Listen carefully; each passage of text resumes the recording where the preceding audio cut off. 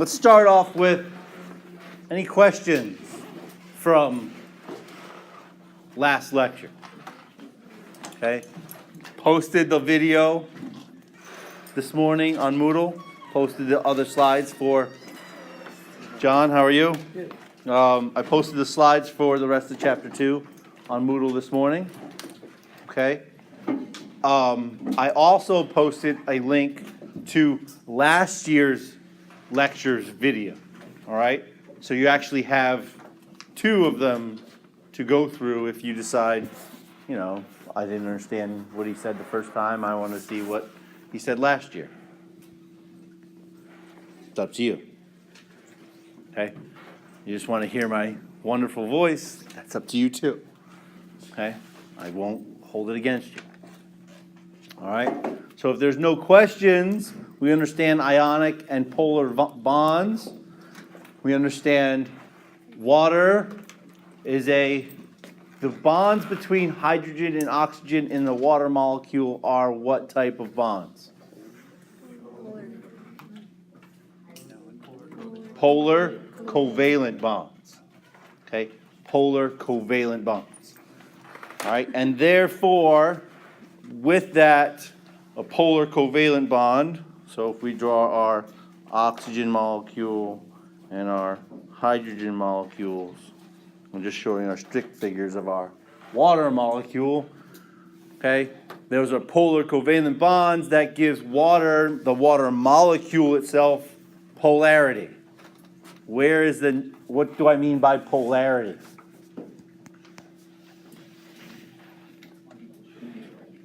Unequal sharing of electrons, which gives what?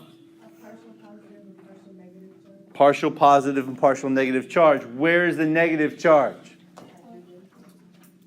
Oxygen, right? The negative is up here, the positive is down here. Hey, I like how I wrote that in blue and red. See? I was thinking. Okay? So, negative, positive. Okay? What happens when you have a negative and a positive charge that come close to one another? What would happen if I put another water molecule in here?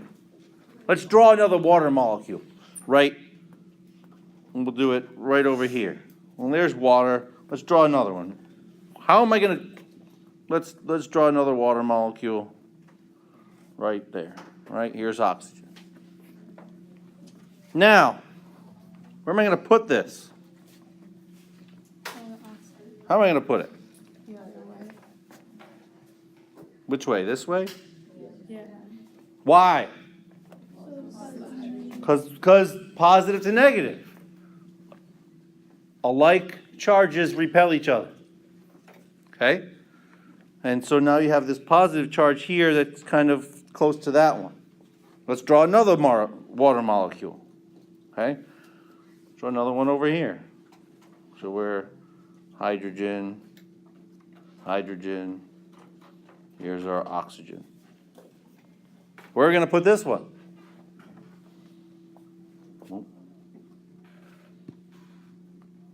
This one's all going together now. It's not what I wanted to do. All right, we'll draw another one. Okay? Well, we think about what is sitting in our water bottles here. How many molecules of water do I have here?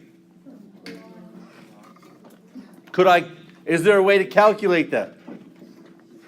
Absolutely.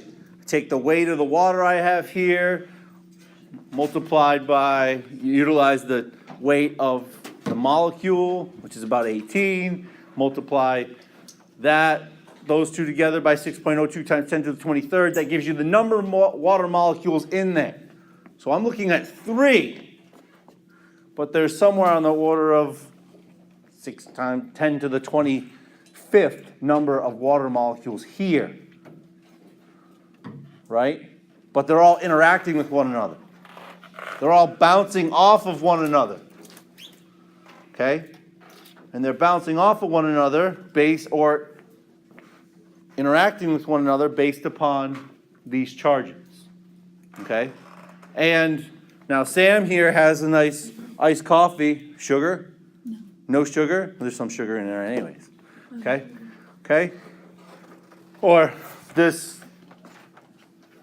tall chai HNRM thing, whatever it is. Sugar in there? Probably. What sugar? Glucose, sucrose. Okay? It's a molecule. It looks like this. Its shape is kind of, it's a 6. And off of there, there's oxygens and hydrogens and whatever. But then what goes up? So what is that sugar, caffeine, whatever Max is drinking there? What is it? It's Kool-Aid, is it? Yeah. All right, let's talk about sugar. Okay? What is it? What is the Kool-Aid and sugar floating around in? Water. Okay? So you have water molecules that are surrounding these things. And the water molecules will orientate themselves in such a way so that the charges match up. And that then there's attraction there between those charges. All right, between the positive and negative of these. That attraction is also called a hydrogen bond. There's no sharing of electrons. Okay? There's no exchange of electrons. Electrons are not involved in a hydrogen bond. It is a mere attraction based upon charges. Okay? So we'll minimize that, get that out of the way. Okay? So a hydrogen bond forms when a hydrogen atom covalently bonded to one electronegative atom is also attracted to another electronegative atom. Let's go through that. What is one of the bigger electronegative atoms? Oxygen. Okay? So if hydrogen is covalently bonded to an electronegative atom, such as oxygen, but it is attracted to another, and we draw these in little dots because they're not actual bonds in terms of electrons, is attracted to another electronegative atom that is, quote unquote, a hydrogen bond. Okay? Your electronegative partners are usually in cells, oxygen, nitrogen. Not usually carbon. Sometimes you'll get a sulfur in there that will help that. You'll get a lot of nitrogen. You'll get some other elements that will be involved, but in living cells, oxygen and nitrogen are your two big ones. Okay? Oxygen's the biggest because of its electronegativity. Okay?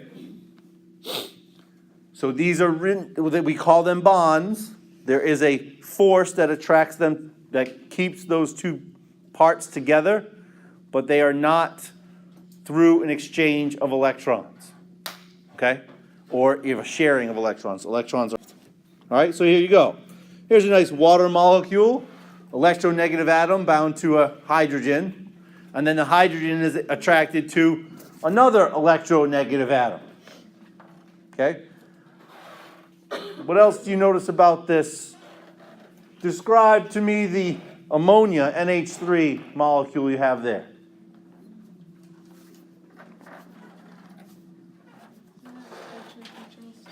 It's a tetrahedral structure. Very good. It's like a pyramid. Okay. What else? Do you think the hydrogen-nitrogen bonds are going to be polar or nonpolar?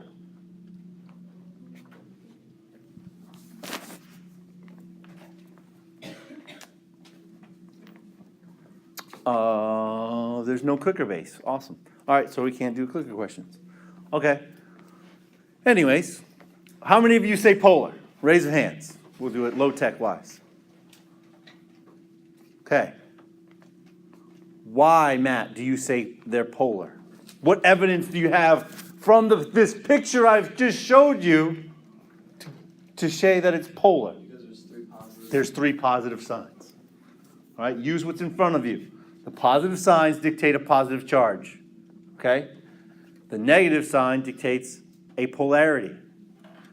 Okay? Water does not really form hydrogen bonds with other non-polar molecules. Okay? Okay? So if I had a non-polar molecule, such as a fatty acid or a lipid, right? Lipids are long chains of carbon atoms, and this is just carbon, carbon, carbon, carbon, carbon, carbon, right? With hydrogens coming off of it. Okay?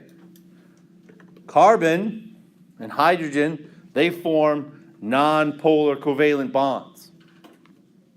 There's nowhere here for water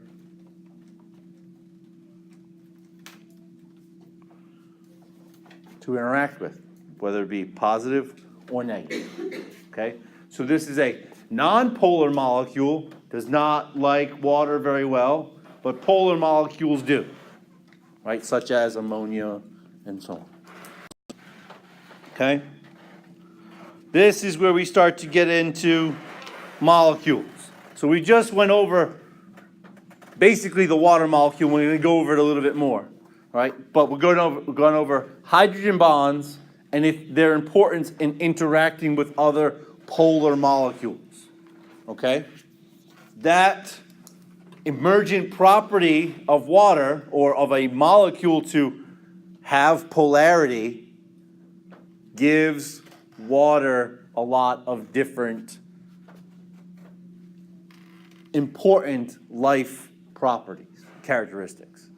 All right? So we'll say water is really the molecule of life because of what it can do, because of the properties it has. Right? We're going to talk about its cohesiveness, its adhesiveness, it's this, it's that, its high specific heat, blah, blah, blah, blah, blah. We're going to go through that. Okay? But it reverts back to the interaction between those bonds and eventually its molecular shape. Okay? This is where we get the relationship between structure and function. All right? So a molecule's shape is most often directly related to its function, especially in terms of proteins, lipids, carbohydrates, hormones, which can be proteins, or I can give you loads and loads of examples of the relationship between structure and function at the molecular level.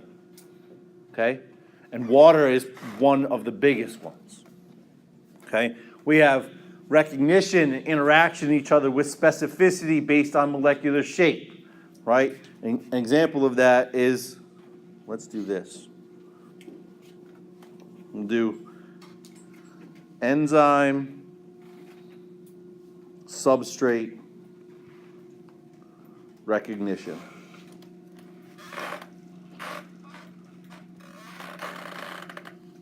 Okay? Oh, don't do that. Okay? Enzyme substrate recognition. That's a big one in that one. Okay?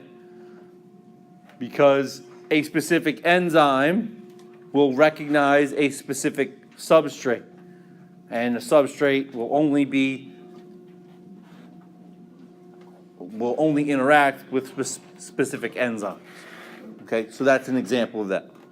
Okay, molecules with similar shapes can have similar biological effects.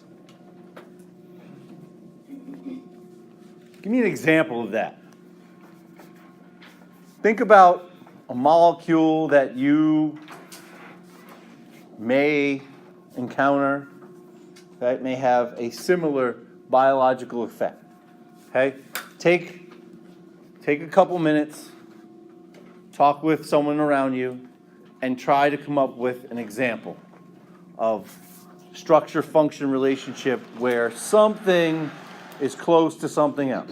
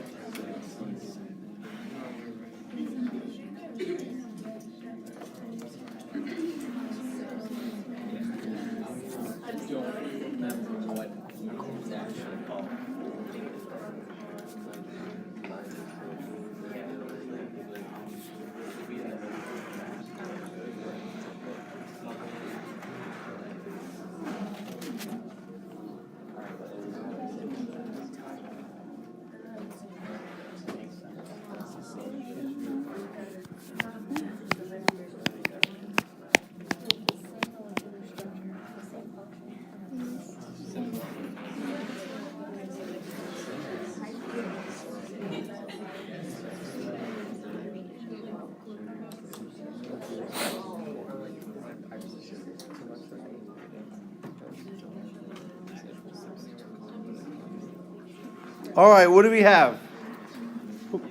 Anyone have an example that they'd like to share? Come on, think about it. Yes, sir. You said H2O and CO2. Okay. How they have a similar structure, So you took both gases, both. but do they really work the same way?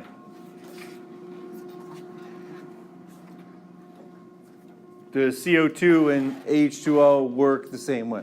And the reason why they actually don't have similar structure. They are made up of 3 elements, but carbon and oxygen, right, the way their covalent bonds are non-polar covalent bonds instead of polar covalent bonds. So that it's not a bent structure, it's not polar. Okay? Anyone else? We read in the book about like endorphins And morphine. and their structure. Endorphins and morphine and their structure. So your body has a naturally occurring chemical, endorphins. That's, hey, I went for a great run today. Whoo, I feel good. And you start jumping around. That's your workout high, what we call a runner's high. Okay? You get a compliment or whatever, and you get that kind of rush. You get that. That's an endorphin release. Okay? That's what we call a feel-good hormone. Morphine is the similar structure to that. And it binds to the same receptors. Okay? It binds to the same receptor that the naturally occurring endorphins bind to. The cell cannot determine one versus the other. You get a similar response. Okay? Beyond that, now morphine is found in narcotic drugs such as heroin, correct? Heroin addicts go through a methadone like treatment, right? That's one of the a treatment for the addiction. Methadone also mimics heroin, okay? So that you can actually move someone from a heroin addiction to a non-addict state, okay? But that's an example of the type of similarity in structure yields similar biological effects. Okay, and there's a bunch of other examples that we can go through. That's a really good one. There's other pharmaceuticals that you guys think about, that you use, or that you've been exposed to. What is one of the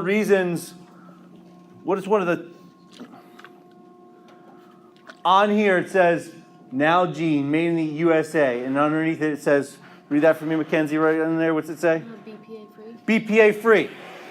How many of you know what BPA is? If you've heard about it in your plastic water bottles. Why you don't put Tupperware or plastic bowls in the microwave? BPA. Right?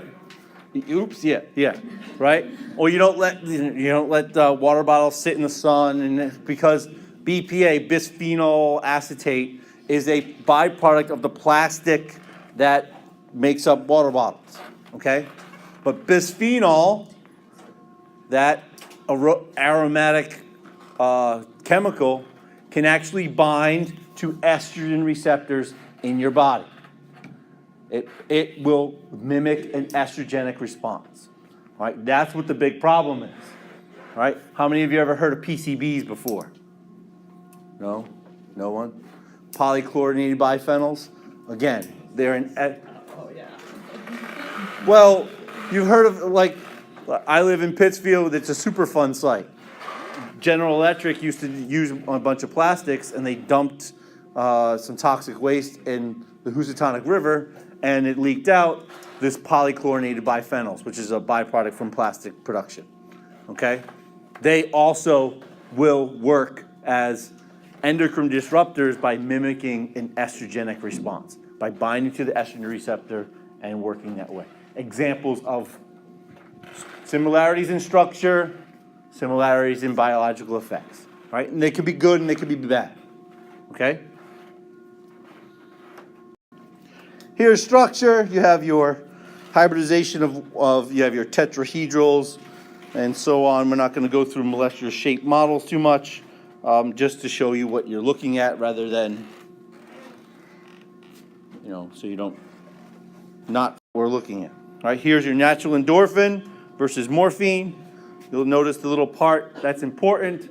They will bind to the same endorphin receptors in the brain and will elicit a similar response. Okay? This is also target. So if we could stop cells from growing by producing an analog or an antagonist, right? Something that works across. If we can move or make chemicals that will block these receptors, we can stop the biological action.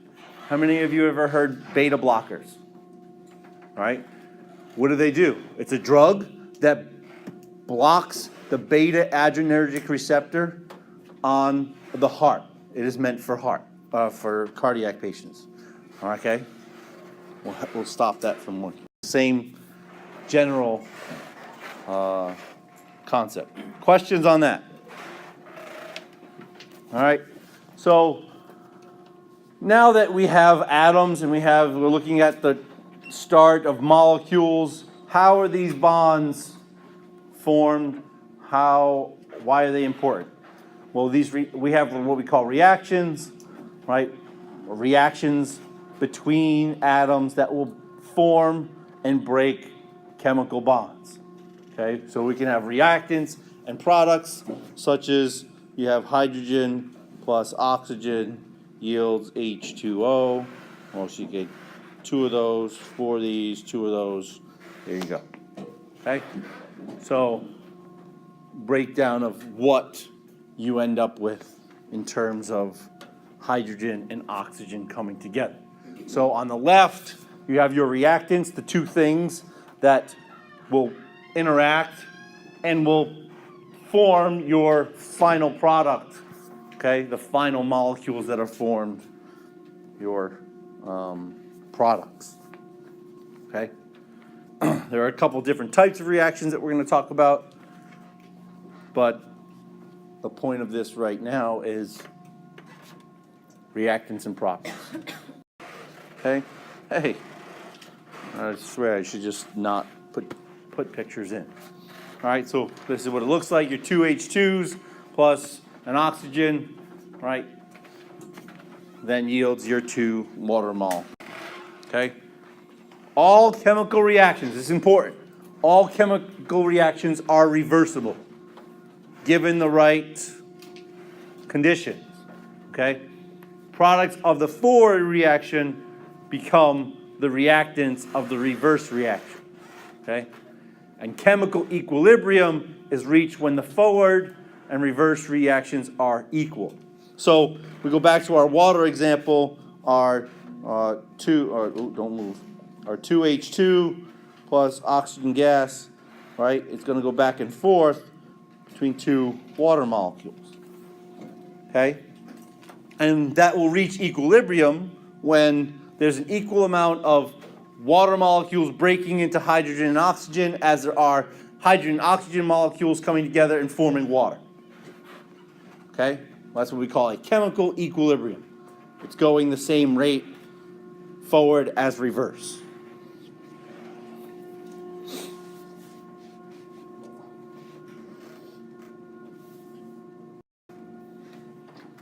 Questions on chemical reactions? All right. The next part of this is looking at the specific properties of water that are important for life. Okay? We've talked about molecule of water, its polarity, and we're going to come back to that. Okay? Because the polarity and its structure of water allows for life to exist, basically. Okay? Water is the biological medium of life on Earth. Notice scientists, we make sure that we say life on Earth, because could be somewhere in Neptune or something that life is present, but is based upon some other molecule. It might be. Who knows? We don't know. Okay? But on Earth, water is the basis. Okay? All living organisms require some type of water to survive. All right?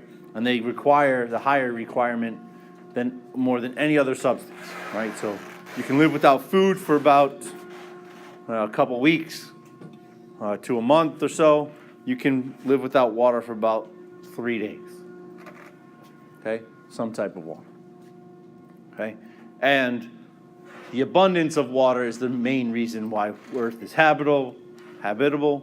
And there's like 70% of the world is covered in water.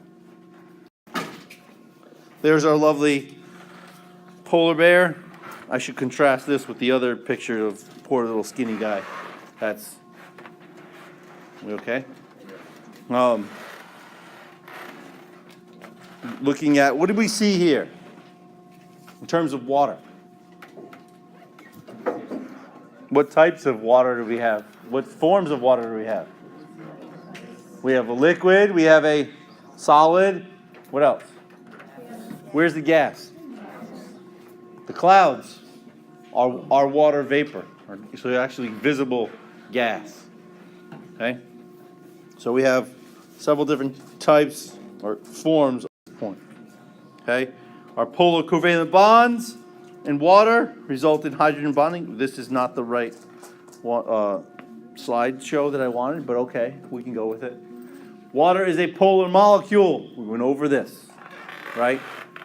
Polar covalent bonds, there's a polarity, a positive and negative charge. Okay? And polarity allows water molecules to form your hydrogen bonds with each other and other substances. Okay? So hydrogen bonding is important. Okay? Because although there is no, I'll say physical interaction between two water molecules, there is that attraction between the charges. And when that's broken, it takes some input, some energy, something to do in order to break that hydrogen bond. All right?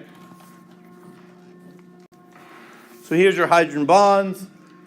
All right, your polar covalent bonds, hydrogen bonds between a couple different water molecules. You'll note that they are orientated based upon the charges. All right, positive to negative, negative to positive.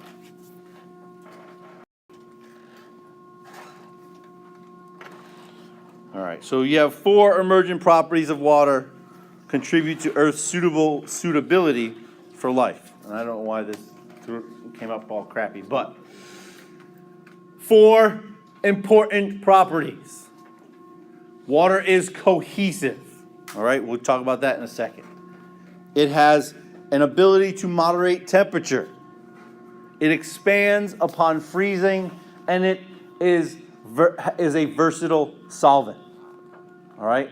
All of these properties are directly related to the fact that water is a polar molecule and can interact with other substances by forming hydrogen bonds. All right?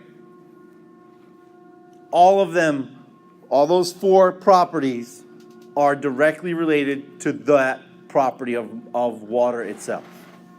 Okay? The fact that it has polarity and can form hydrogen bonds. When we talk about cohesiveness, what does cohesion mean? What does that prefix co means what? Together. What's an adhesive or adhesion?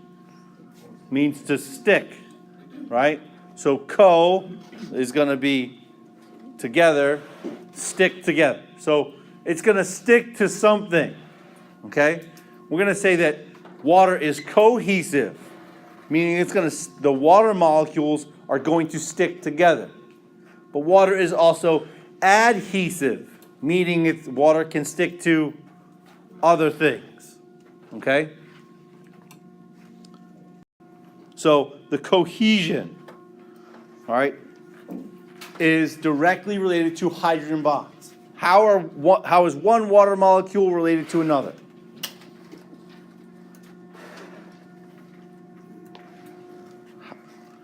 How is this water molecule, right, going to be related to this water molecule? What are we going to do with them?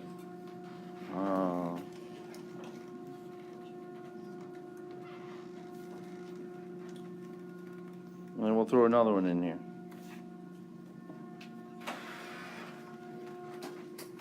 Okay? What are we going to do with this? Where are we going to put it?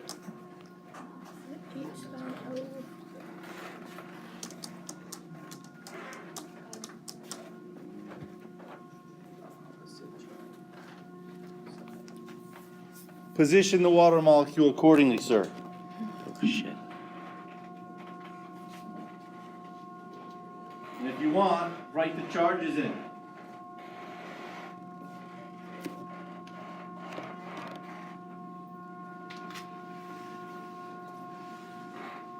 Okay, now in red, draw me a hydrogen bond.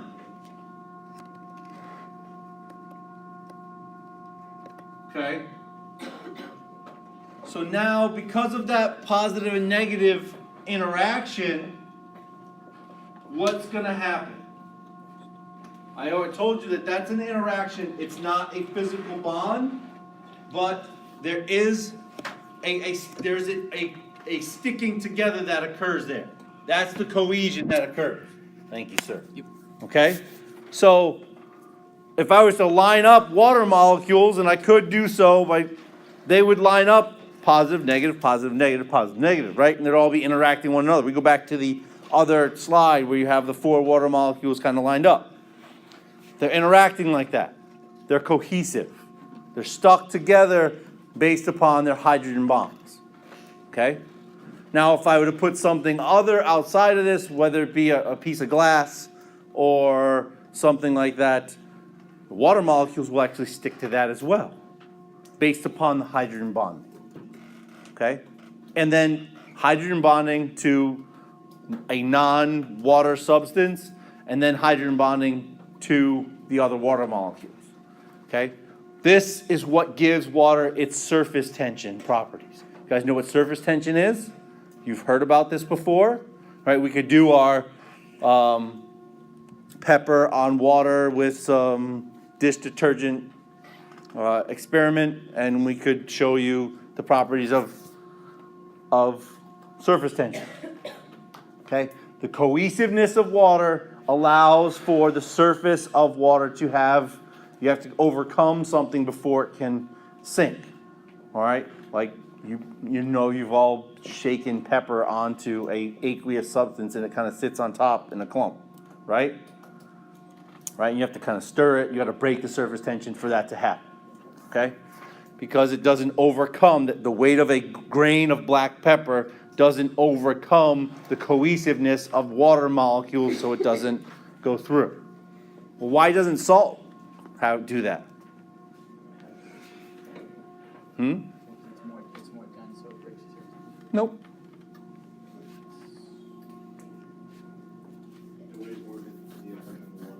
Nope. If I had the exact same weight of pepper or a piece of salt, and I put it on there, salt would go through and the pepper would stay on top. Why? Because it starts to disassociate. What is salt? Water. Salt's polar molecule. It's an ionic bond, right? Positive and negative ions are stuck together. What does water do? It breaks that association. So it will start to dissolve, right? It will dissociate. So no matter if I have that amount, see, pepper's not like that. It's a non-polar molecule substance. So it just floats on top. Okay? So we talk about the cohesiveness of water. And we also talk about the adhesiveness of water. All right? So adhesion is the attraction between different substances. Water and plant cell walls. Okay? This is a great example of adhesion and cohesion together. Okay? Where do plants get their water from? The roots. Where do they lose water from? The leaves. How does that work? How do they get water from the roots all the way up to the leaves? It basically climbs up the walls by a water molecule is released in the leaves, and as it's released, it pulls more water up. Because it's cohesive to the next water molecule, and then adhesive through all the different parts of the plant. Okay? That's the basic, that's a very simplified explanation of how that happens. Okay, so we talked about surface tension. Surface tension is related to, right? So there's your direction of water molecule, water movement from the roots out the leaves. Here's adhesion and cohesion together. All right, so that water is actually pulled up through the tree, out the leaves, and it doesn't flow back down. Okay?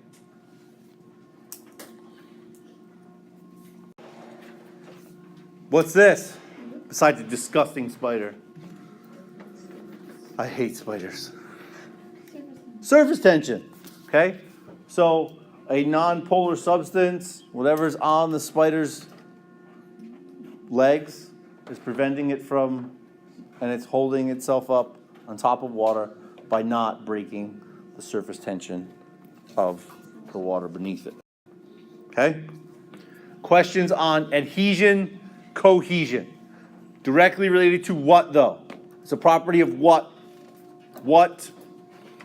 Cohesion is responsible, or a characteristic of water that is a direct result of what? Hydrogen bonds. Okay? Another important property of water is its ability to moderate temperature. Okay? And there's loads of examples we're going to go through about this. All right? Is anyone from Rhode Island? Anyone from the coast? Anywhere near an ocean? Oh my God, you guys are like landlocked. Okay? If you are from near the ocean, what in the summer is the temperature of the air a little cooler at the coast as opposed to inland? Yes. Why? Because what are you at right next to? Some big body of water. That is typically going to be in New England, might reach about 70 degrees, right in the middle of the summer, maybe 70, 72. Okay, at its warmest, that will be a lot cooler than the air around you, right? Why? Because water is going to help moderate that temperature, okay? And it does so by the hydrogen bonds that are produced between the water molecules, okay? So, water can absorb or release a large amount of heat with only a slight change in its own temperature. Okay, so it can absorb or release a large amount of heat. How long does it take for a watched pot of water to boil? Forever, right? It takes a lot of energy, subsequently, a lot of energy you put in to boil water. Okay? You have to heat the water to 212 degrees Fahrenheit, 100 degrees Celsius. Okay? And we can calculate out how much energy that is, but it takes, it doesn't take like forever, but it takes a little while. Okay? what are you doing when you're actually boiling water? Why do you have to put it in so much heat? It has a high specific heat, yes, but what is the high specific heat related to? Its ability to take up energy, right? And that energy is then put into breaking hydrogen bonds. Okay? The more hydrogen bonds, the less mobile or less active water molecules are. They tend to not travel around as much. They don't bounce around. Okay? So you'll have in a liter of water, molecules will be bouncing around, they'll form hydrogen bonds, they'll break hydrogen bonds, they'll come back and they'll just go all over the place. Right? As you put heat in, you break those hydrogen bonds, and the water molecules move a lot faster. They move a lot faster, and then they become gas. All right, they become water vapor, and that's when you have water. All right, so to understand this, we can talk about kinetic energy is the energy of motion. Okay, in terms of this, when we're talking about molecules, we're talking about motion of molecules, the movement of water molecules. Okay, and heat is the measure of the total amount of kinetic energy of a substance due to molecular motion. All right, so, and temperature measures the intensity of heat. So I already told you water boils at 100 degrees Celsius. What is that? 100 degrees Celsius is the measurement of temperature, right? Yes? All right, so temperature. So if I put a pot of water on the stove and I turn up the heat and I have a thermometer in it, I'm watching it, I'm actually measuring the amount of kinetic energy that's inside that vat of water. The more heat I put in, the faster the molecules move. The higher temperature it goes up, right? Eventually, until boiling and I get to 212 degrees Fahrenheit, 100 degrees Celsius. Okay? At that point, the molecules are moving so fast that they actually become water vapor instead of liquid water. Okay? What this relates to is what's called the specific heat. Okay? Specific heat of a substance is the amount of heat that must be absorbed or lost for 1 gram of that substance to change its temperature by 1 degrees Celsius. Let's think about that intuitively. Okay? You put water on your skin, what happens? It's a little cool, right? Does it evaporate right away? Or you just kind of sit there for a little bit? Sits there for a little bit, which is a good thing, right? Because you get sweaty. You want it to sit there because it's going to take energy from your body, heat from your body before it does evaporate. Let's compare that example to when you go to the nurse or go to the doctor and you get a vaccine. Takes out the little cotton swab and she rubs some alcohol on it. How does that feel? Cold. What happens to the alcohol? It what? It warms up and dries quicker or slower than water? Quicker. Okay? Alcohol has a lower specific heat than water. Okay? So it evaporates faster. So specific heat is important.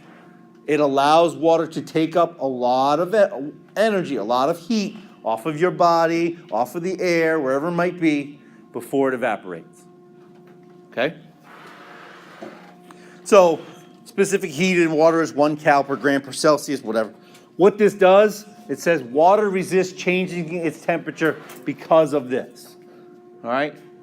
So the fact that you put water on the skin, okay, and it doesn't evaporate right away, it's taking up heat. And it doesn't like to go from liquid to gas right away.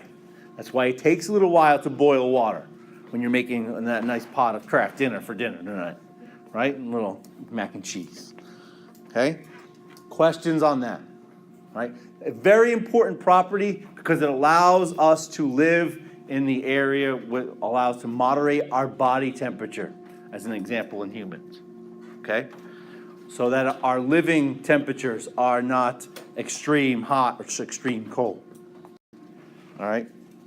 And this is directly replaced or traced to hydrogen bonding. Okay?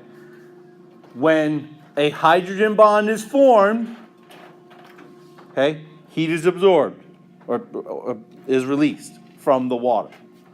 Okay? When a hydrogen bond is broken, heat is released out. All right? So, or strike that, reverse it. Okay? I'm saying this because I'm going from one to, I'm thinking about environment to water or water to the environment. You can think about it either way. Okay? So when water forms a hydrogen bond, okay, heat is absorbed from the environment. Okay? When a hydrogen bond is broken, heat is absorbed from its surroundings. Okay? So I take a nice, say I froze this last night in the freezer and I got it during the day, I'm carrying it around. What's happening over time, over the day? It's going to melt. Okay, it's going to melt. And if I leave it out, I drink, say, 3/4 of it, it's going to get warmer throughout the day, right? It's absorbing heat from where? Its surroundings, okay?